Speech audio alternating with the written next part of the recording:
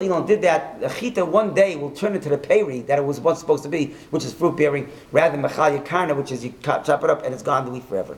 In other words, one last thought, and that is, in Tehillim it says, I've been saying this in Tehillim today, it's reminding me, Alisa lamorain, Shavisa shavi, v'lakachta matana. David Melch describes that Moshe Rabbeinu went up into heaven, and we went to this Gemara last week, Alisa lamorain, where we did the whole Gemara. He went up to heaven, Shavisa Shevi, you grabbed the Torah, v'lakachta matana, and you grabbed this gift. So I saw the Beis Levi ask, one second. Moshe Rabbeinu, you went to Shemayim. Shavisa Shevi means you grab. A Shevi is a kidnap, right? So when you kidnap someone, you grab that person. It's a grab. It's a total grab.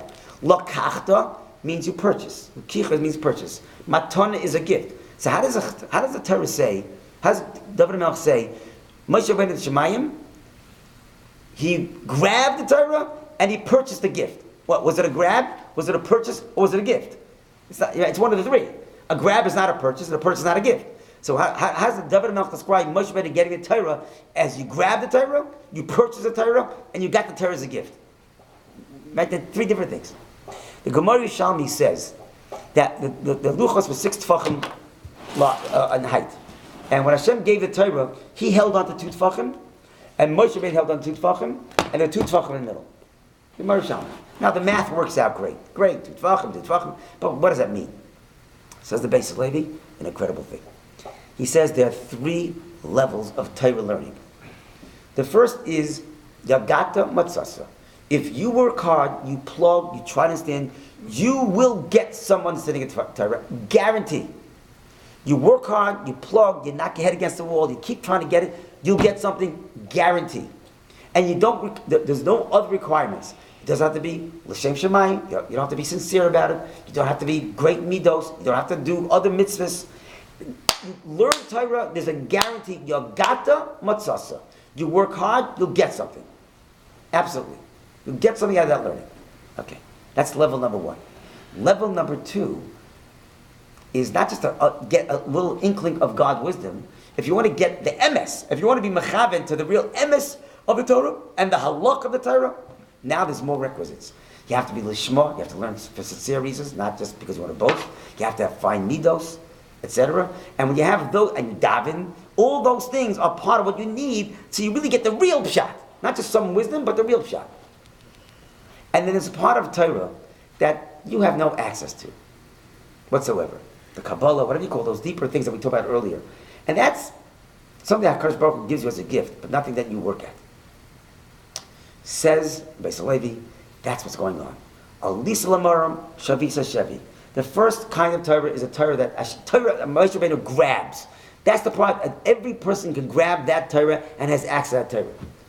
The next is lakach. It's a purchase. A purchase means I give and I get. I give a HaKadosh Baruch Hu lishma. I give a HaKadosh Baruch Hu midos, and He gives me that level of emes. And then there's a third part called matana. That's a gift where HaKadosh Baruch Hu opens our minds and our eyes to see something in Torah that we never get on our own whatsoever. It's a gift from HaKadosh Baruch Hu. And that's what it means. Moshe Rabbeinu held on to 2 tefachim. That's the part that he can grab. That's the part that he has access to no matter what. The part in the middle represents the give and take. Hashem gives us, after we give Him midos and l'shem shemayim and tefillah, right? And the third part that Hashem is holding on to, that's the gift part that we get totally, because HaKadosh Baruch Hu gives us at the end. And so, ultimately, when we talk about Torah, there are 3 levels of Torah. The part we work hard for, then we have to work on a midos to get the second level. And if we do that, HaKadosh Baruch Hu gives us a gift. We can understand parts of Torah that are more esoteric, that we wouldn't get on our own, or even siyata shmai, to understand certain things on a deeper level. That's the third level. That's the 3 levels of holding on to the luchos, on the 3 components, the first part, the middle, and the end. That's the gift of Torah. I'll just end. Amar Rabbi Kiva, Ashreichem Yisrael. Rabbi Kiva said, Ashreichem Yisrael, lifnei mi'atem mitarim, umi mitareschem. Look before whom you're purifying yourself. Lifnei mi, before whom atem mitarim. Tell before whom you're purifying. Umi mitareschem, who is purifying you. That's what Rabbi Kiva said. So we spoke about this the past few weeks, that during the Yemei HaSfira, it's our job to work hard. One day at a time, one meat at a time. developing ourselves every day of the Yomer, trying to work on ourselves. That's a step-by-step approach. And then if we do that, HaKadosh Baruch Hu gives us beyond the effort that we put in, where the whole becomes greater than the sum of its parts. Lifnei mi, what is mi gematria? 50.